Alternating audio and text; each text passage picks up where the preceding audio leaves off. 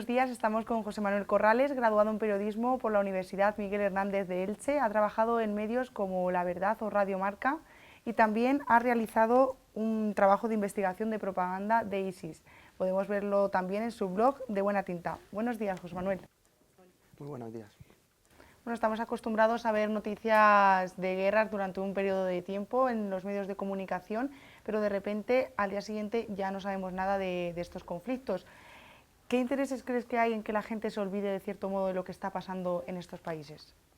Bueno, vivimos en un mundo en el que la sobreinformación es un problema dentro de nuestra sociedad. Yo creo que hace más falta información de análisis, una información que a lo mejor no sea tan rápida, pero sí que profundice en cuanto a contenido.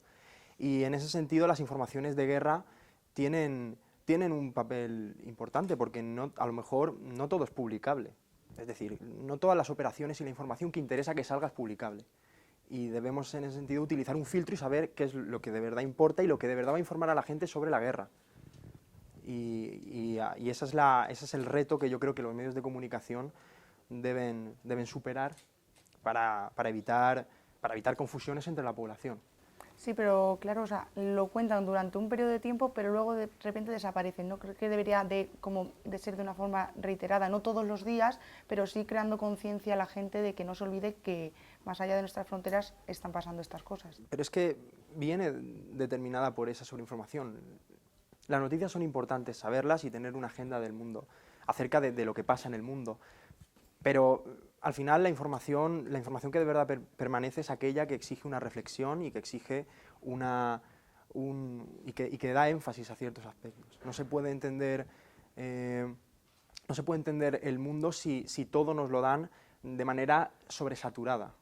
No, así no, esa mentalidad que tenemos de 140 caracteres, bueno, está bien tenerla, pero hay que profundizar más. Y eso es lo que hay que educar a la gente también en ese sentido, en que no dejarse llevar solo por la noticia, por las 6 W, sino también sobre todo por el cómo, ¿no? Sobre lo que ha pasado, sobre los antecedentes y saber un poco la trayectoria que tiene esa información.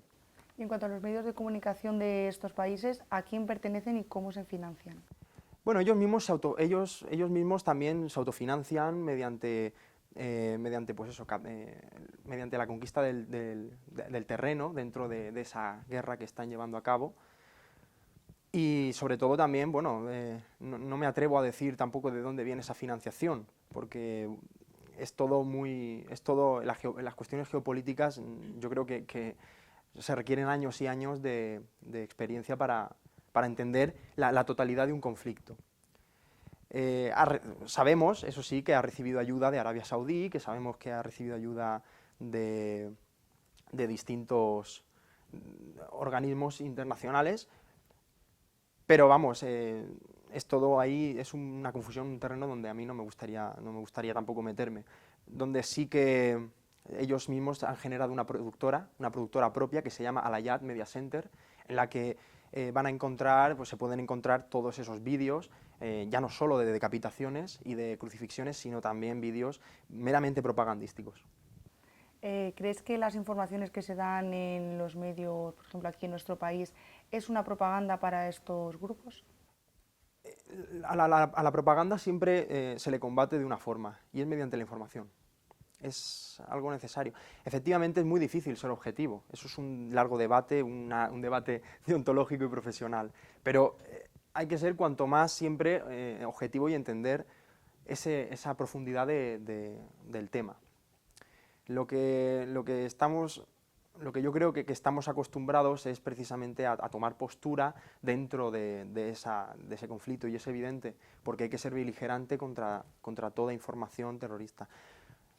Pero no tomarlo desde la postura de la propaganda, sino desde la información, informando a la gente, sabiendo qué son, cómo actúan y siempre respetando ese principio por el que nos regimos nosotros, que es el principio de veracidad. Y para terminar, quería hacer referencia al tema de la mujer en estos estados, porque sabemos que tienen el papel nulo prácticamente y están subordinados al al género masculino, pero sí que hay una parte que no la conoce mucho la sociedad, que son las mujeres kurdas. ¿Qué papel tienen en estos países? Bueno, es interesante porque sí es verdad que el Estado Islámico tiene una perspectiva acerca de la mujer muy machista. Es verdad que dentro del Kurdistán, ese grupo que forma el PPK y todos estos grupos que están luchando contra el Estado Islámico, es verdad que la mujer kurda ha jugado un papel fundamental, precisamente tomando conciencia como mujer, porque no olvidemos que la mujer es uno de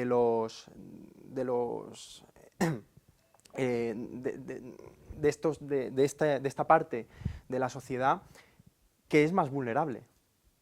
¿Por qué? Pues porque son muy machistas, son sociedades retrógradas, son sociedades que maltratan a las mujeres y precisamente las mujeres kurdas como conciencia y como postura feminista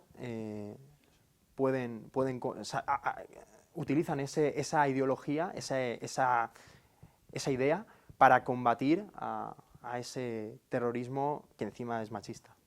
¿Y qué tipo de acciones llevan a cabo? Acciones militares, es decir, están entrenándose y formándose para combatir al Estado Islámico. Y resulta muy interesante y yo creo que es un trabajo que si alguien para su TFG estaría dispuesto a estudiar, yo creo que podría ser un tema muy profundo, porque las informaciones sobre el Kurdistán, yo estoy viendo en su totalidad, no he hecho un análisis profundo, pero estoy viendo que son muy pocas lo que está pasando allí en el Kurdistán, y es muy interesante esa región que al fin y al cabo es la que de verdad está combatiendo al Estado Islámico, siendo los más limpios dentro de este conflicto esquizofrénico. Bueno, pues muchísimas gracias por haber Gracias a estado vosotros. esta mañana con nosotros.